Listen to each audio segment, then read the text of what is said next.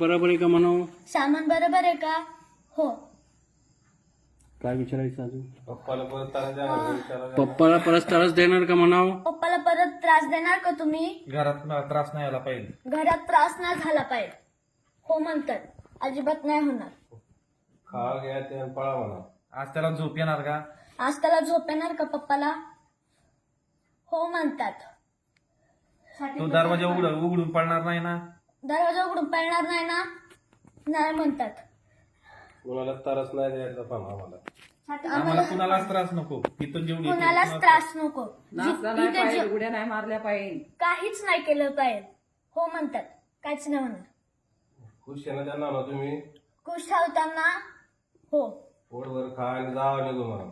पोटभर खा आणि निघून जा. नंतर लय त्रास देईन म्हणा आम्ही. नंतर आम्ही लय डबल त्रास जर आले देऊ. तर डबल आले तर बेकार शिक्षा देईन म्हणा.